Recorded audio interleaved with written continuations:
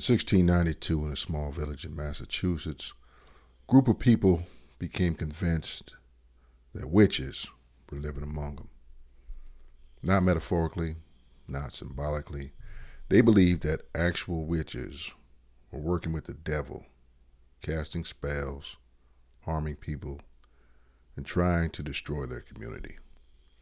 Over the next year, more than 200 people were accused of witchcraft. Dozens were arrested. 19 people were executed. One man was pressed to death with stones, and many others died in prison. All of this happened not because of war, not because of invasion, not because of political revolution, but because people believed witches were real and living among them. Neighbors accused neighbors, children accused adults, friends accused friends. Families were torn apart. People were executed based largely on accusations, fear, and belief. One of the most interesting parts of this story is that many of the people involved believed they were doing the right thing. They believed that they were protecting their community. They believed they were fighting evil. They believed that they were doing God's work. This is the Salem Witch Trials. And this story is about what can happen when fear, belief, religion, and social pressure all combine in a small community. Welcome back to Dangerous Beliefs, a series about how ideas and beliefs have shaped history and sometimes led to suffering, death, war, and destruction. When we think about dangerous beliefs, we often think about wars, revolutions, and large political movements. But sometimes dangerous beliefs don't start with kings or armies or governments. Sometimes they start in small towns, small communities, and ordinary groups of people who become convinced that something is true, even if there is little or no evidence. The Salem Witch Trials are one of the most famous examples in history. A mass hysteria of fear and belief leading to the imprisonment or execution of innocent people. It's not a story about war. It's not a story about countries fighting each other. This is a story about neighbors accusing neighbors, about fear spreading through a community, and about how belief can become so powerful that people stop questioning what's happening around them. And this is something that is not unique to 1692. We see the similar patterns throughout history and even in modern times. And some folks would ask, why is this even important? And the Salem Witch Trials, I would say, are important not because of how many people died compared to the wars and genocides. The number is small. But the Salem Witch Trials are important because they show how fear and belief alone can destroy lives. Even without war, even without politics, even without armies. This event shows us how fear can spread through a community. People can begin to believe things without evidence. Accusations can become accepted as truth. Social pressure can prevent people from speaking out. Authority figures can reinforce false beliefs. Ordinary people can participate in injustice. And how quickly a society can turn on itself. One of the most important lessons from the Salem Witch Trial is this: the people involved did not think they were the villains in the story. They thought they were the good guys. They believed they were protecting their community from evil. They believed witches were real.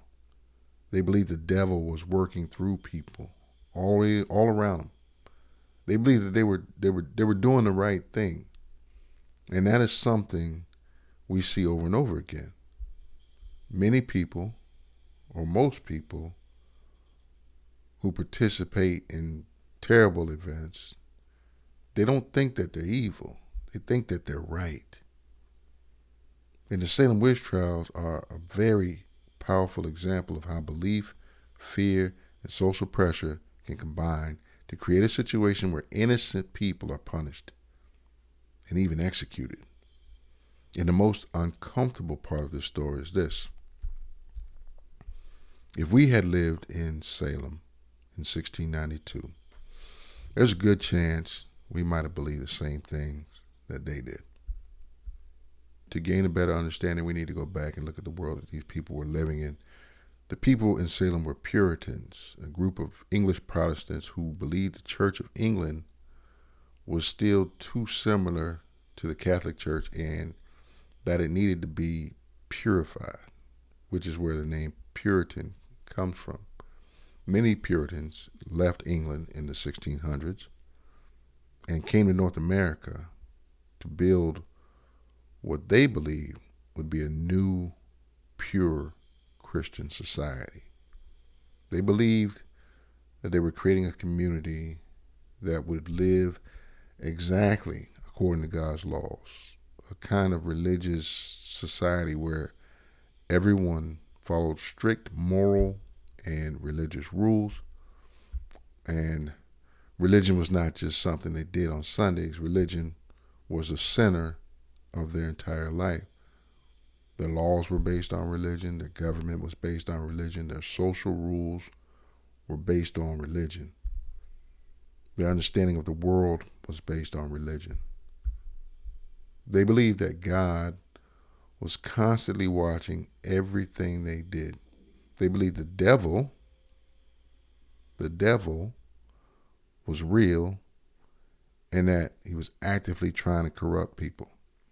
They believed that witches were people who made deals with the devil. They believed the world was a constant battle between God and Satan. So when we talk about witches today, we often think of fairy tales and Halloween or fantasy stories, but the Puritans, they didn't think of witches as fantasy. They believed witches were real and that witches were servants of the devil, working to destroy their community. Now, this is very important to understand, because if you truly believe witches are real and you truly believe the devil is trying to destroy your community, then finding witches becomes not just acceptable, it becomes necessary. From their perspective, they weren't just hunting innocent people. They believed that they were fighting evil. And life in New England in the late 1600s was also very difficult. This was a frontier society. You had harsh winters, you had disease, high child mortality, limited medical knowledge, hard physical labor. You had fear of Native American attacks. You had political instability, food shortages, small, isolated communities. People lived with death and disease and hardship constantly. It was always around them.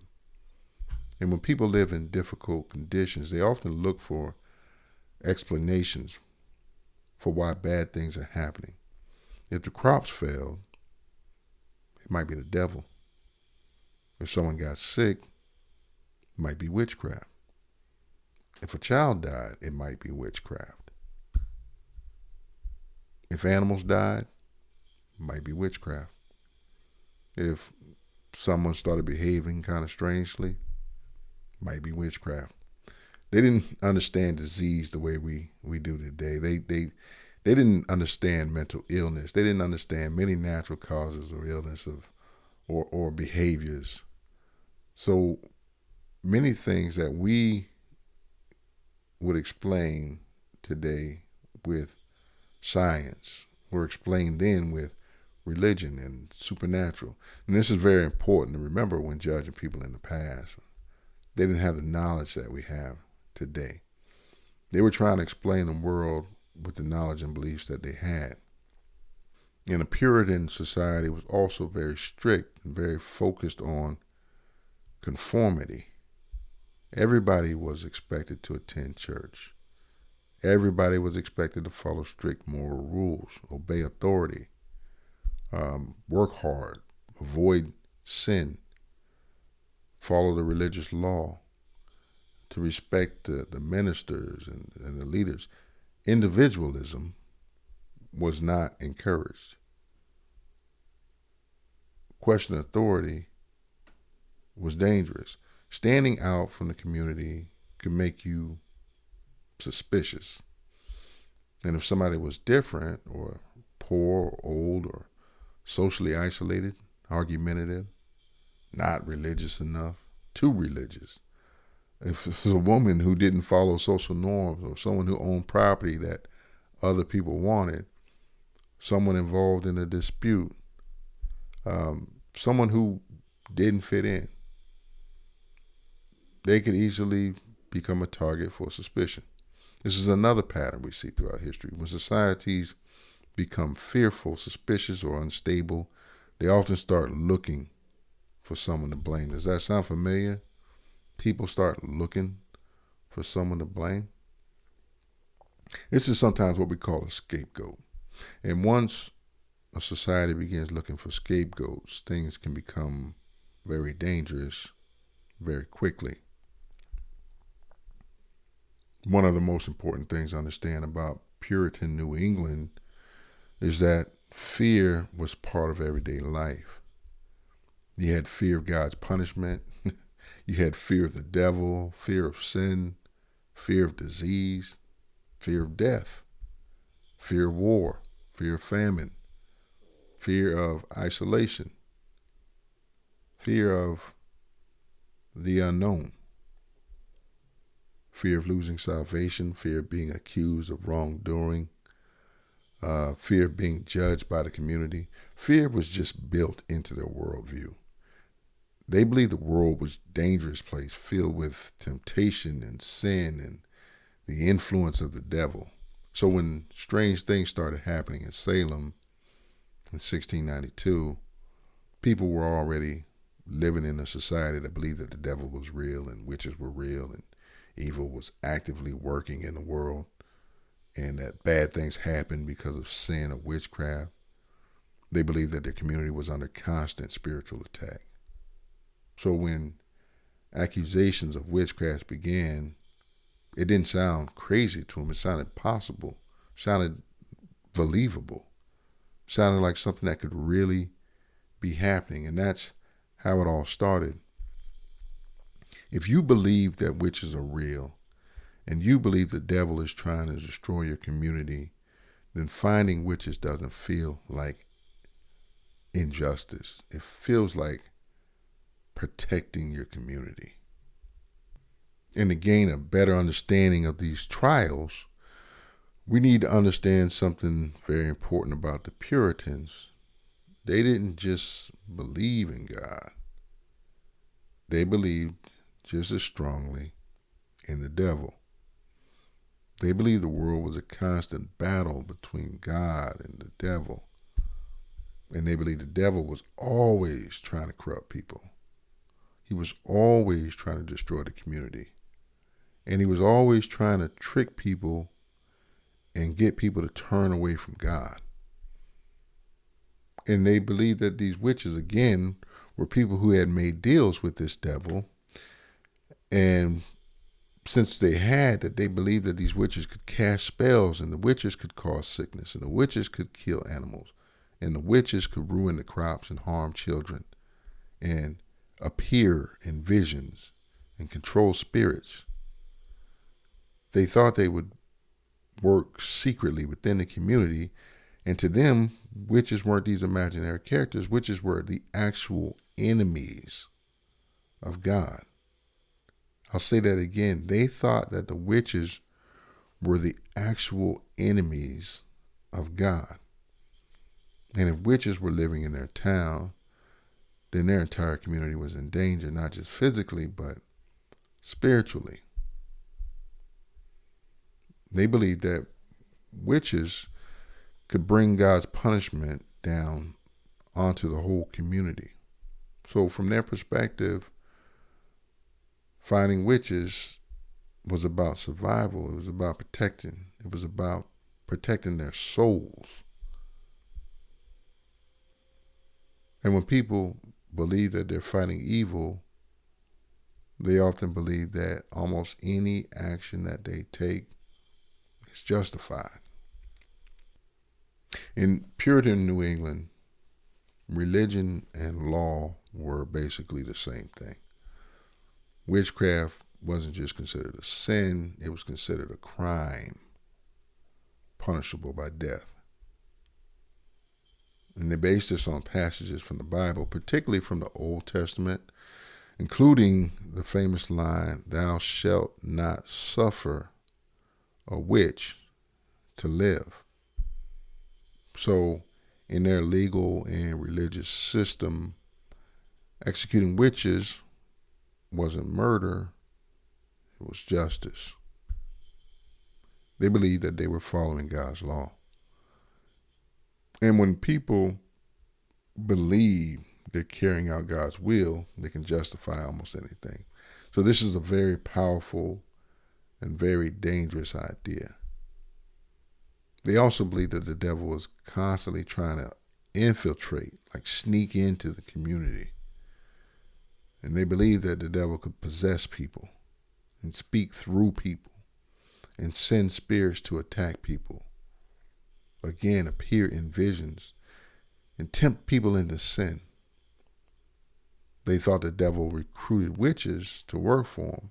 So when people started claiming that they were being attacked by invisible forces or seeing visions or feeling pain caused by unseen spirits, the Puritans, they didn't immediately think that maybe this is some type of illness. Maybe this is psychological. Maybe this is in their imagination. They thought the devil's attacking us. And this belief system made accusations of witchcraft very believable to them. One of the most dangerous types of belief in history is a belief in the invisible enemy. Because if the enemy is invisible, anyone can be the enemy. There's no way to prove someone's not the enemy. And then suspicion grows and fear grows. Accusations increase, evidence becomes less important, and confessions can be forced. People accuse others to protect themselves. Communities turn against themselves. We see this pattern not just in Salem, but in many other events in history. The witch hunts in Europe, the Inquisition, the Red Scare, political purges, cultural revolutions, genocides, conspiracy panics, terrorist suspicion, ideological purges. Once a society becomes convinced that there's an invisible enemy and that enemy is living among them, fear can spread like a wildfire quickly. And once fear spreads, logic often disappears, because fear is one of the most powerful forces in human behavior, if not the most powerful.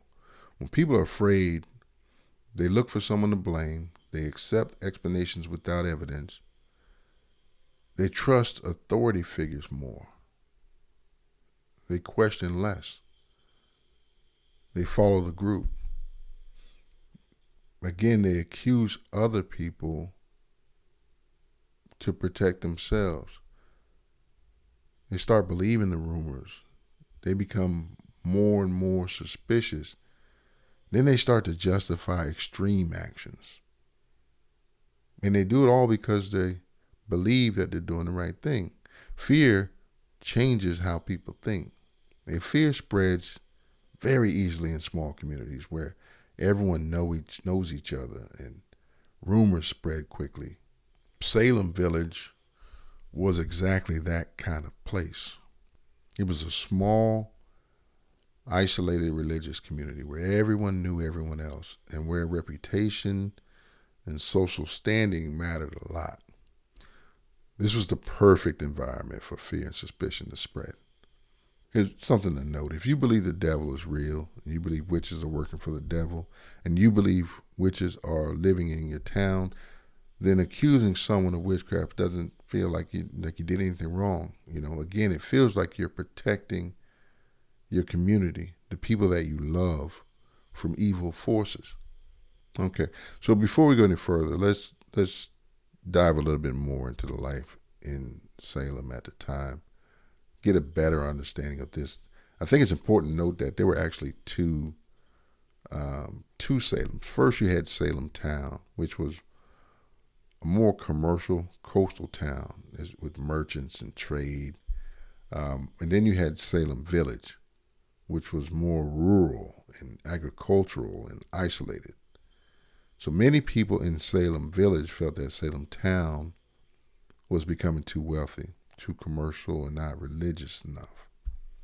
So there was already tension between the rural versus the town, the farmers versus the merchants, the traditional versus the commercial, the strict religious versus the less strict. And this division created resentment and disagreement within the community. Now, Salem Village itself was also divided internally. They had disputes over land boundaries and property ownership and church leadership, taxes, political influence, family rivalries, economic differences. Some families were wealthier and owned more land. Some families were poorer and had less influence. Some families were deeply religious and supported strict ministers. Some families were less strict and disagreed with church leadership. So two of the most important rival families groups in Salem at the time were the Putnam family and the Porter family. And these families disagreed on many political and economic issues, and they supported different church leaders. Many people who later made accusations of witchcraft were connected to one side of these families and political conflicts. And many of the people who were accused were connected to the other side. So the witch trials were not just about religion and fear. They were also influenced by existing conflicts and rivalries within the community. And this is something we often see when a society already has tension and conflict. Accusation and blame often follow existing lines of division. People rarely accuse strangers, random strangers.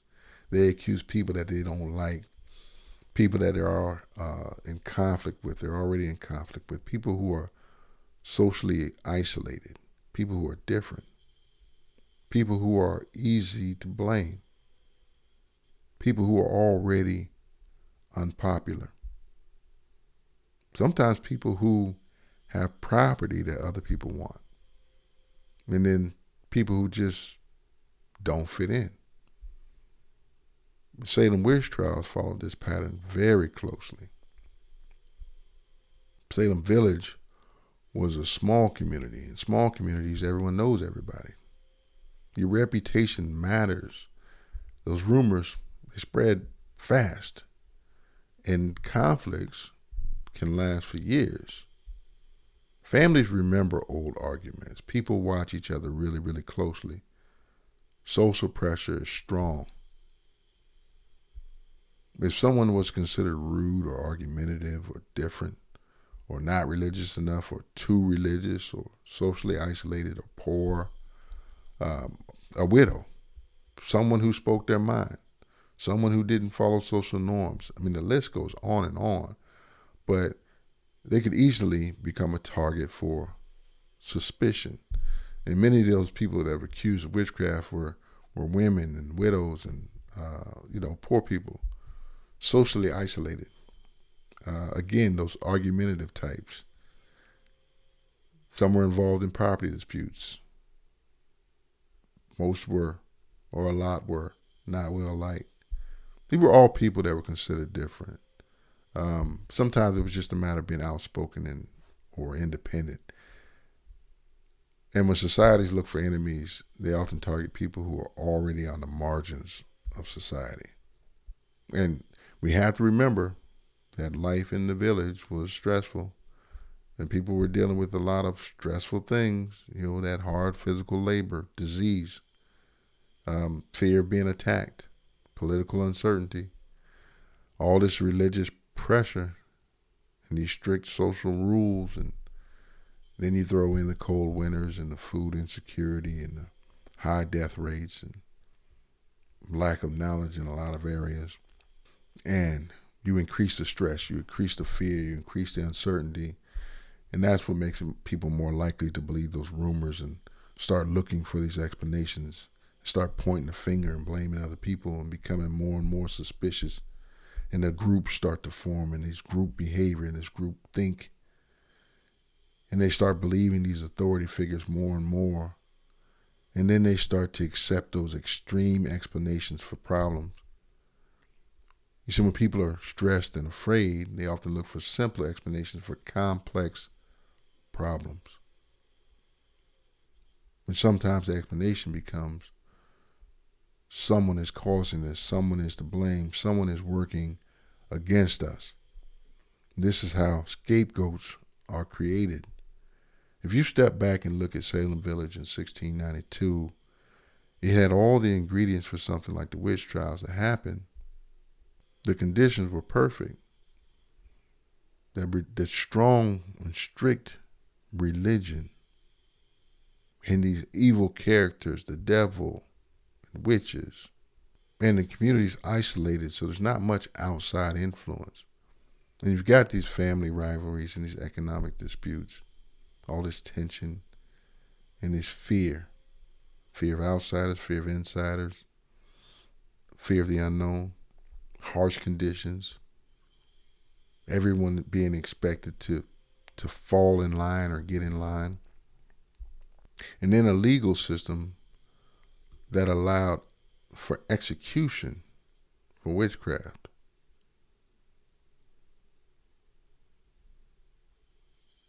This is a very fragile social environment.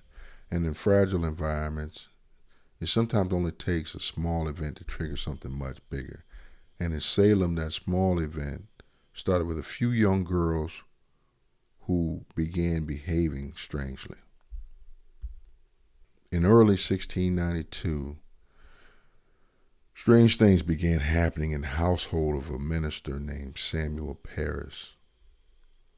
His daughter, Betty Parris, and his niece, Abigail Williams, began behaving strangely. They would scream and throw things and crawl under the furniture. They would make strange sounds, have convulsions. They would complain that they were being pinched or that they were being bitten. They'd say that they were being attacked by invisible forces. They'd fall into fits and trances and stare off into the distance. And at the time, there was no medical explanation for this kind of behavior. The local doctor examined the girls and eventually said that he couldn't find a physical cause for their illness. So he gave an explanation that fit the belief system that was in place at the time. He said that the girls were likely bewitched. And that diagnosis changed everything. Because once people believed the girls were bewitched, the next question was, who bewitched them? And the girls were pressured to identify who was responsible for their suffering. And eventually they began accusing people in the community of witchcraft. The first three people who were accused was a woman named Tituba. She was an enslaved woman in the Parris household. There's a woman named Sarah Good, She was a poor homeless woman, and a woman named Sarah Osborne. She was an older woman who had social and property disputes. And these weren't powerful or respected members of the community. They were people who were already socially vulnerable, poor, different, involved in disputes on the margins of society. And this is very important. When accusations begin in fearful societies, they often start with people who are easy to accuse. People who are already outsiders, people who are already disliked, people who don't have much power to defend themselves. So initially, one of the most important moments in the witch trials was the confession of Tituba. At first, she denied being a witch, but after being pressured, possibly beaten or threatened, she confessed. And her confession made everything worse. She said the devil came to her. The devil told her to serve him. She saw other witches. There were many witches in Salem. And the witches were trying to destroy the community. She said that she saw animals and spirits, and she signed the devil's book. And this confession confirmed what many people already believed, that witches were real, that the devil was active, and that there were multiple witches in the community, and that the community was under attack.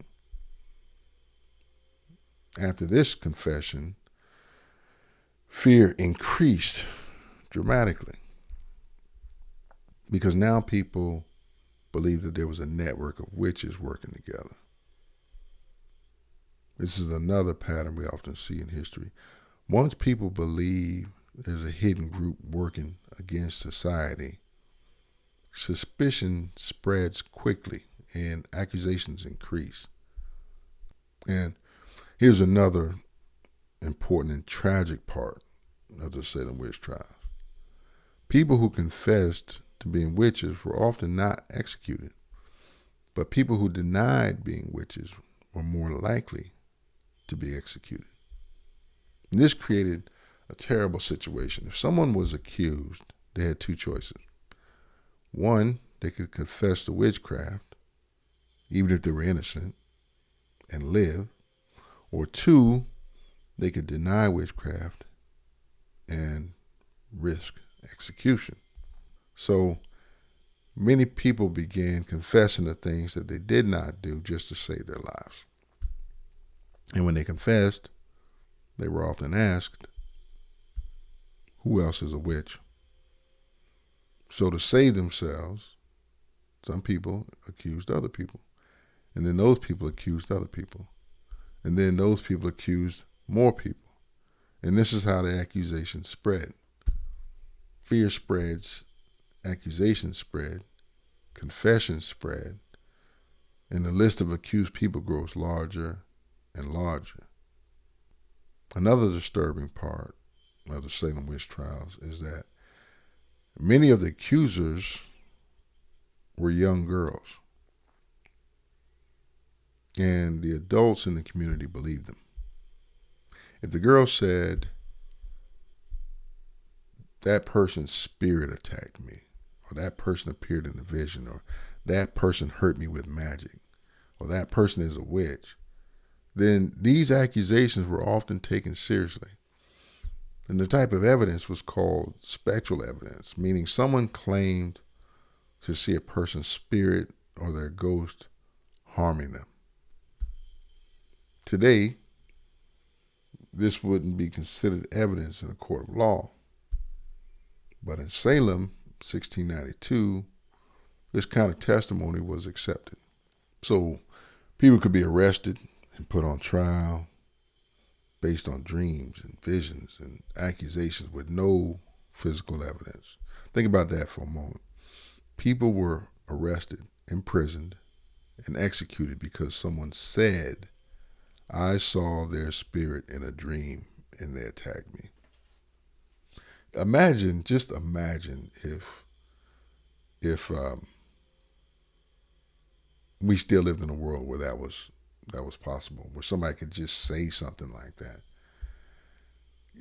That just shows how powerful belief was in that society. Once these first accusations were accepted, more accusations followed. So dozens of people were accused, then over 100. Eventually, more than 200 people were accused of witchcraft in the area. And this included men, women, children, church members, respected citizens, poor people, wealthy people, even people who had previously accused others. At this point, situation's out of control. Fear is everywhere. Accusations were everywhere. No one felt safe. Anyone could be accused. Anyone could be arrested. And anyone could be executed. The entire community began to turn on itself. More and more people were reporting strange events, seeing visions and feeling these invisible forces attacking them. Animals behaving strangely, objects moving, sudden illnesses, nightmares, strange dreams, sudden pains and fits. And each time someone reported one of these events, it reinforced the belief that witches were everywhere. Fear feeds belief, and belief feeds fear. And once people become convinced that something dangerous is happening, they start seeing evidence everywhere.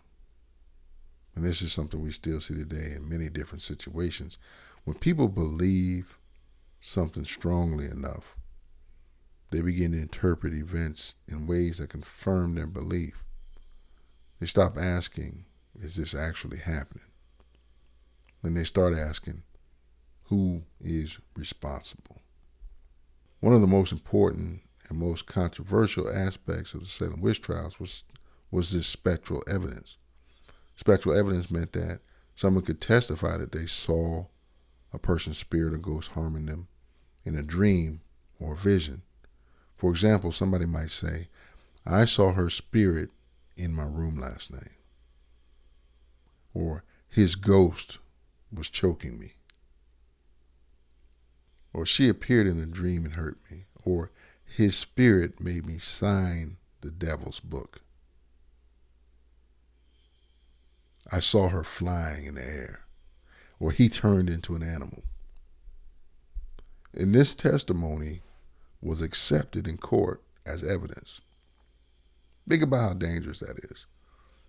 There's no way to prove someone did not appear in someone else's dream. There's no way to prove someone's spirit did not attack someone. So once spectral evidence was allowed, anyone could accuse anyone. And it was very, very difficult for the accused to defend themselves. This made the trials extremely unfair and very dangerous. As more people were accused, fear spread throughout the community. People began to realize, if I'm accused, I might be arrested or executed. Some people began accusing others to protect themselves. Some people accused others because of personal disputes. Some accused others because of property disputes. Some accused others because they were being pressured by someone else. Some accused others because they believed the accusations were real. Some accused others because they were afraid not to. When fear spreads and accusations are rewarded or they protect the accuser, accusations increase rapidly. And once accusations increase rapidly, the system begins to feed itself. No one was safe. At the height of the Salem Witch Trials, people were arrested regularly. People were in prison for months. Families were separated. Property was seized. Neighbors testified against neighbors. Children testified against adults. Husbands testified against wives. Friends testified against friends. Once somebody was accused, their reputation was destroyed immediately. Even if they were later released, The accusation itself could ruin their life. And this created a society where everybody's afraid. Everybody's suspicious. No one feels safe. People avoid speaking out. People follow the crowd. Authority rarely questioned. Fear controlled behavior.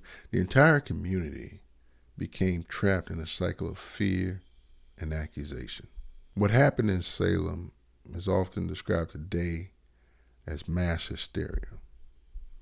Mass hysteria happens when a group of people share a fear or belief. People begin to influence each other.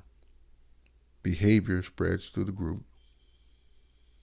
People begin to believe things without evidence. Rumors spread quickly. People interpret events through the lens of fear. Then authority figures reinforce this belief. The group reinforces the belief. People who question the belief are seen as suspicious. It's important to really look at how these authority figures believed that the witchcraft accusations were real. You had ministers that believed witches were real. Judges that believed witches were real. Government leaders that believed witches were real.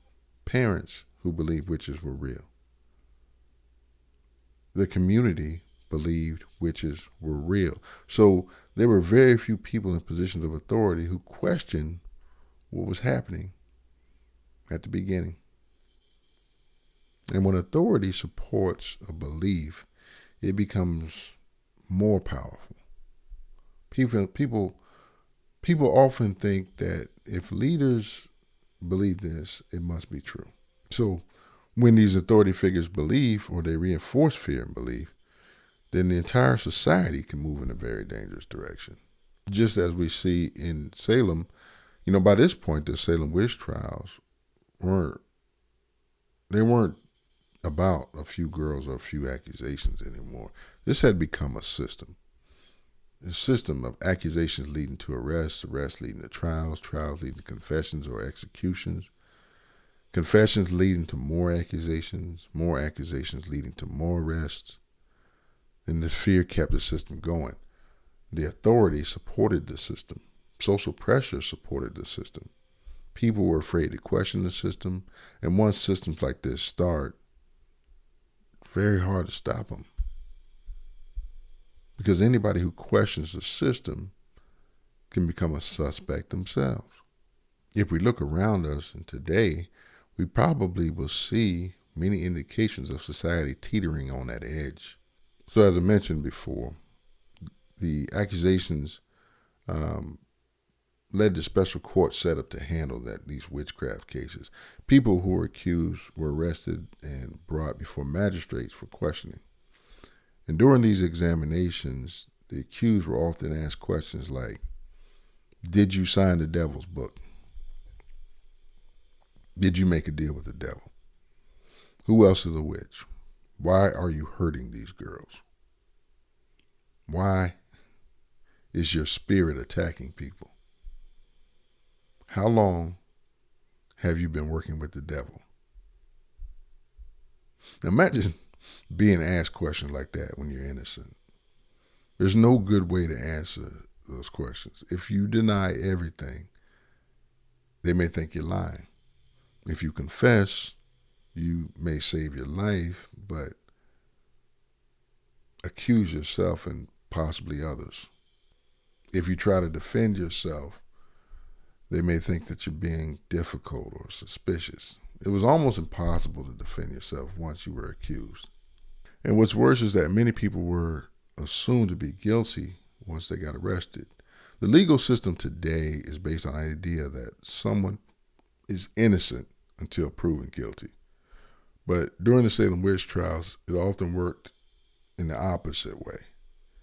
Once somebody was accused, their reputation was damaged.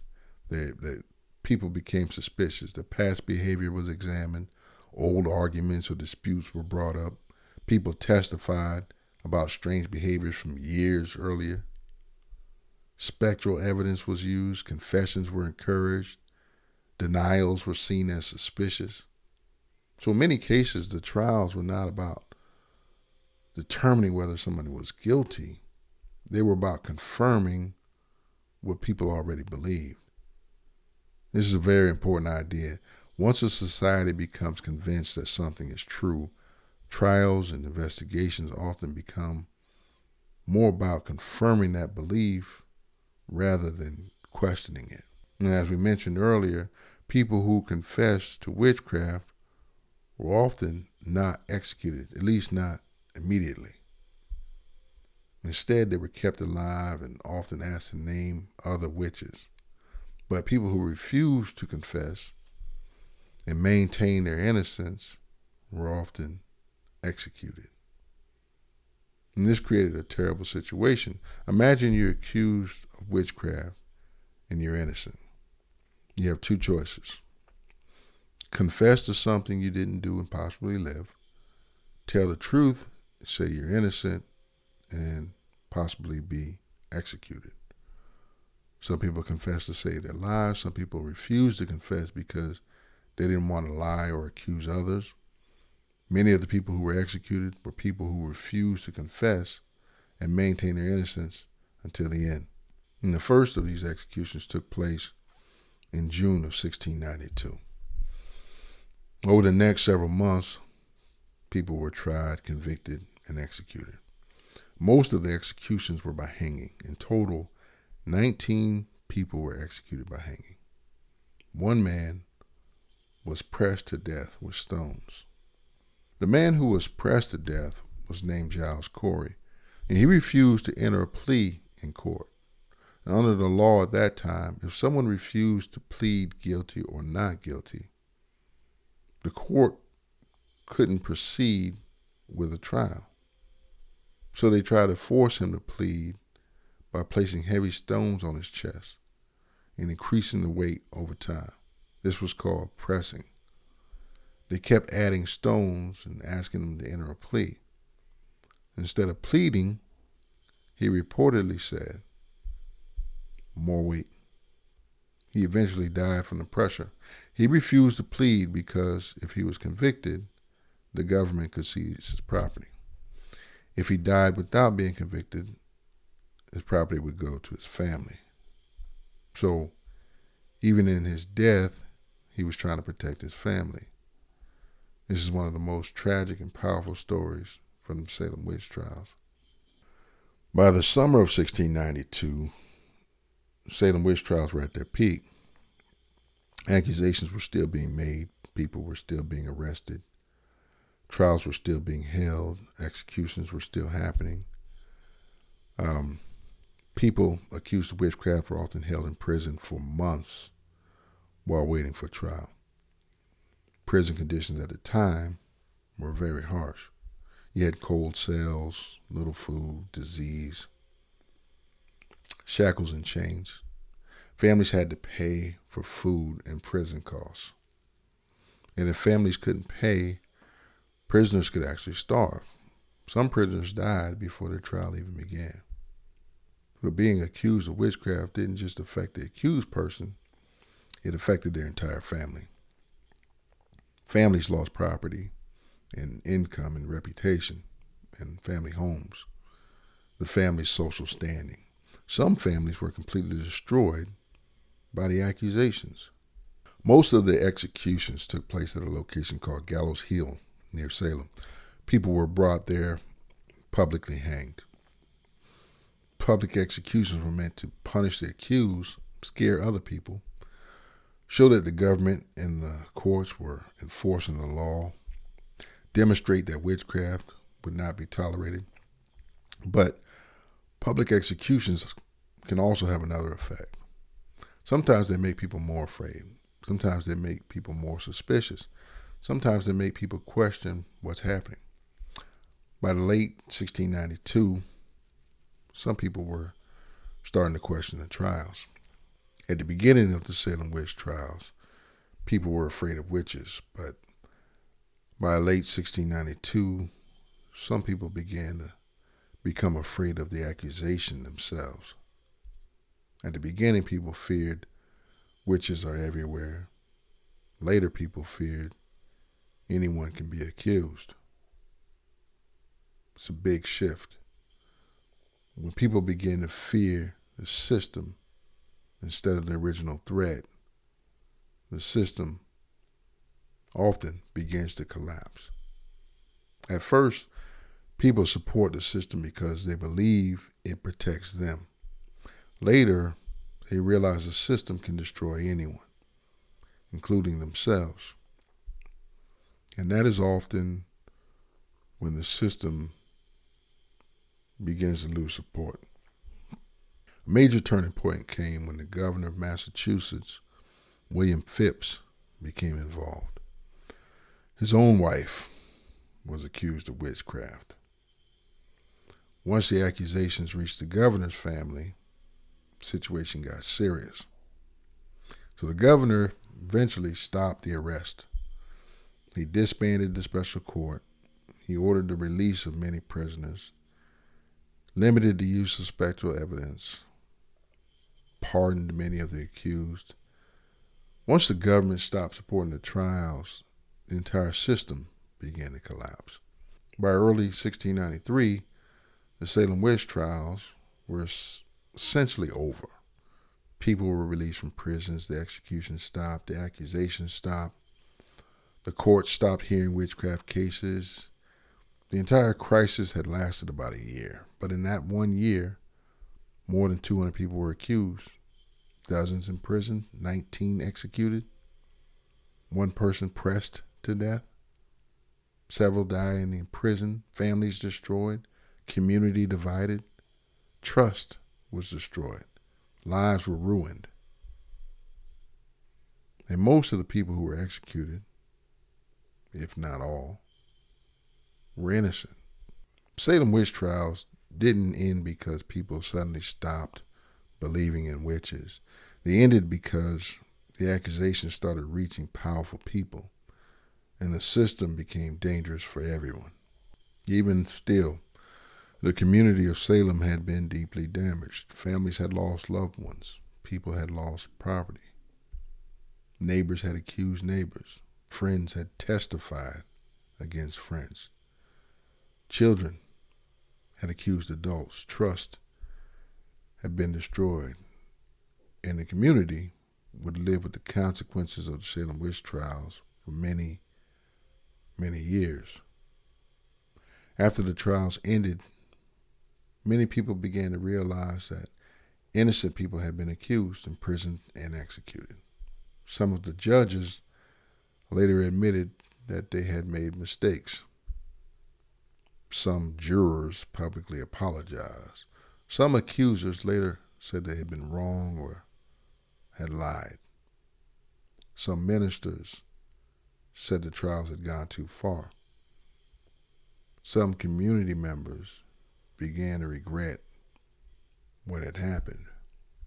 But by then, it was too late for the people who had already been executed. During times of fear and crisis, people often make decisions that they later regret. But regret doesn't undo what has already happened. In the years after the Salem Witch Trials, there were public days of fasting and prayer where people asked for forgiveness for what had happened. Some judges admitted and asked for forgiveness. Some jurors signed statements apologizing for their role in the trials. One juror later said he was sorry for the mistakes and errors that led to innocent people being executed. And this shows that many people eventually understood that something had gone terribly wrong. But again, this realization came after the trials were over and after people had died. Years later, the government began to compensate some of the families of the people who had been executed. Some families received money for property that had been taken and for the loss of their family members and for the wrongful execution. But money does not replace a life, and money does not undo the damage done to the families and reputations. Over time, the government also worked to officially clear the names of many of the people who had been accused and executed. Some of the people who were executed were later officially declared innocent, sometimes decades or even centuries later. Imagine that. Someone is executed for a crime that they did not commit, and then many years later, the government says, we were wrong. And this happened many times in history, not just in Salem. Salem Witch Trials are a warning about fear and rumors, accusations without evidence, and authority reinforcing bad ideas, social pressure, following the crowd, legal systems based on belief instead of evidence, the danger of invisible enemies, the danger of scapegoats, the danger of believing something without questioning it. Salem Witch Trials are a small event compared to wars and genocides, but the pattern that we see in Salem appears many times throughout history. That is why Salem Witch Trials are important. When we talk about the Salem Witch Trials, we often talk about the numbers.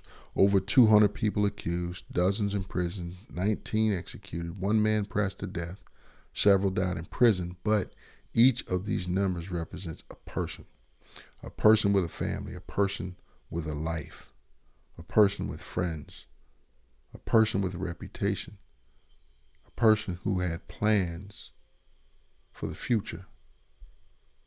Many of the people who were executed were ordinary members of the community.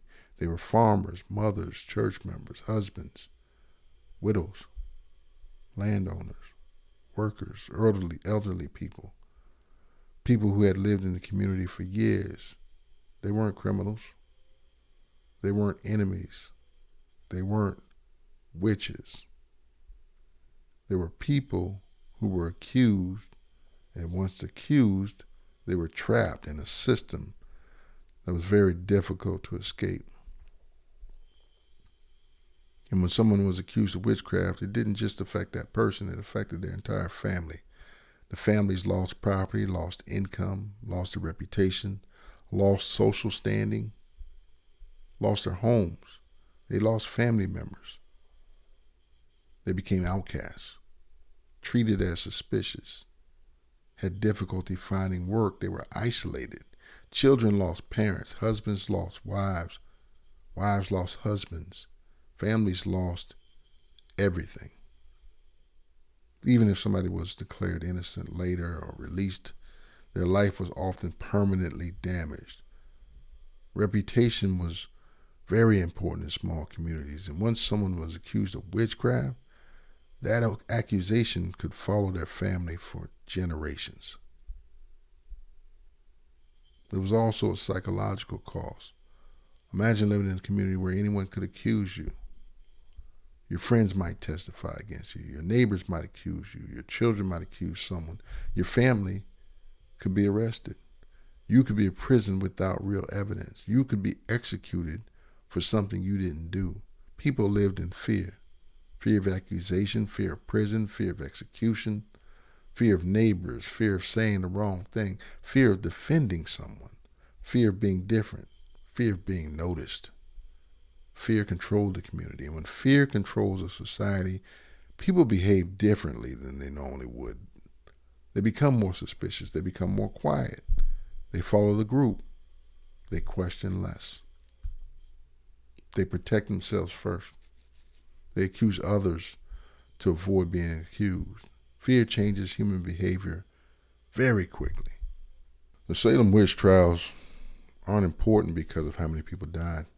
They're important because they show how ordinary people in a small community can become part of something very, very wrong when fear and belief take control. I think people should be free to believe whatever they want, but what happens when those beliefs start affecting other people? Where do we draw the line? Let me know what you think in the comments.